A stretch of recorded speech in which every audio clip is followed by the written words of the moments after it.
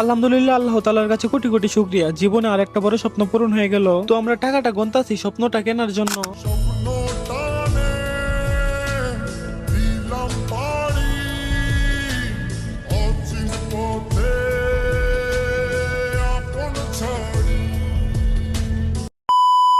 আসসালামু আলাইকুম গাইস, কি অবস্থা সবার? কেমন আছেন সবাই? আশা করি সবাই অনেক ভালো আছেন। তো আজকে চলে যাচ্ছি ঢাকা। আর ঢাকা কেন যাচ্ছি আপনারা হয়তো থাম্বনেল আর টাইটেল থেকে বুঝতেই পারছেন। না বুঝলে সমস্যা নাই, সাথে থাকেন, বুঝতে পারবেন কেন যাচ্ছি ঢাকা। তো চলে আসলাম আমাদের আশুগঞ্জ রেল স্টেশনের কাছে। আমি একটু অন্যরকম মানুষ, যানবাহন আমার কাছে ভালো লাগে না, বিশেষ করে বাসে উঠলে আমার মাথা ঘুরাই।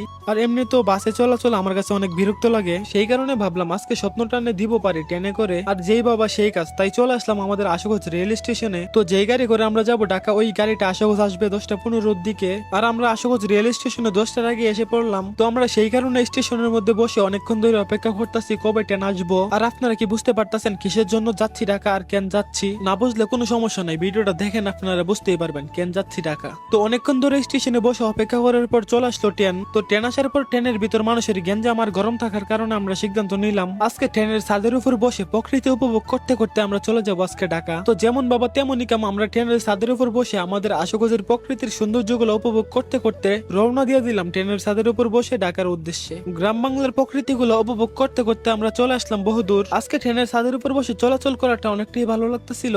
আর এই ভালো লাগাটা বেশিক্ষণ সইল না, কারণ হঠাৎ করে মেঘের ছিটে পড়তে শুরু করলো। তো কিছুক্ষণ ঝড় বৃষ্টি পড়ার পরে সবকিছু আবার স্বাভাবিক হয়ে গেল। তো আমরা অনেকক্ষণ ট্রেন জার্নি করার পর চলে আসলাম ঢাকা এয়ারপোর্ট রেল স্টেশনে। আর এখানে আসার পরে এখান থেকে আবার বাসে করে চলে যাচ্ছি ঢাকা যমুনা ফিউচার পার্কে। আর এক কথায় বলতে গেলে বাসে চলাচল করা আমার একেবারেই ভালো লাগে না, মানে অতিরিক্ত মাথা ঘুরে এবং ভূমি ভূমি ভাব আসে। অনেকক্ষণ ধরে বাসের মধ্যে কষ্ট করে বসে থেকে আমরা চলে আসলাম ঢাকা যমুনা ফিউচার পার্কের সামনে। আর আমরা এয়ারপোর্ট থেকে যমুনাতে বাস দিয়ে আসার পর অনেক ক্লান্ত হয়ে গেছি, কারণ আমরা বাসে চলাচল তেমন সহ্য করতে পারি না। সেই কারণে যাচ্ছি আইসক্রিম খেয়ে মাথাটা একটু ঠান্ডা করতে। আর আমার জীবনে যতবার ঢাকা যমুনা ফিউচার পার্কে আসা হয়েছে, আর ততবার এয়ারপোর্ট থেকে যমুনা পর্যন্ত বাসে করে আসতে হয়েছে। তাছাড়া হয়তো আর কোনো অপশন নাই, আর থাকলেও আমার জানা নাই। আর বাসে করে আসলে আমার প্রচুর মাথা ঘুরাই। আর সেই কারণে আমি এখানে আসার পর সবসময় আগে আইসক্রিমের দোকান থেকে আইসক্রিম খাই, মাথা ঠান্ডা করি, তারপরে যমুনাতে যাই। তো এখন আইসক্রিম খেতে খেতে চলে যাচ্ছি যমুনার দিকে। আর কিছুটা সময় আপনারা অপেক্ষা করেন, তাহলে বুঝতে পারবেন আজকে যমুনাতে আসছি কেন। তো যমুনা ফিউচার পার্কে আসার পর এখন আমরা মার্কেটের ভিতর প্রবেশ করব।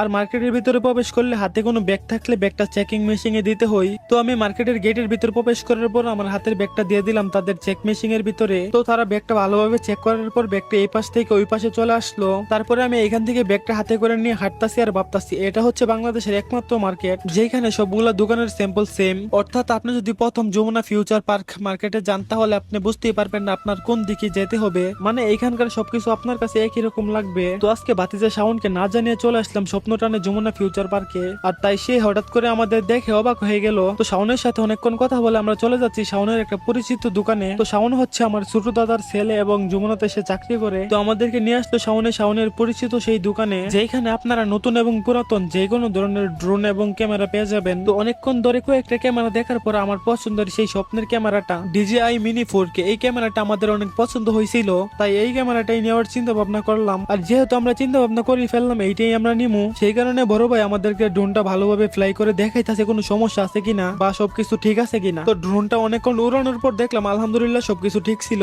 আলহামদুলিল্লাহ সবকিছু ঠিক থাকার পরে আমি নিয়ে নিলাম আমার স্বপ্নের সেই ছোট্ট পাখিটা।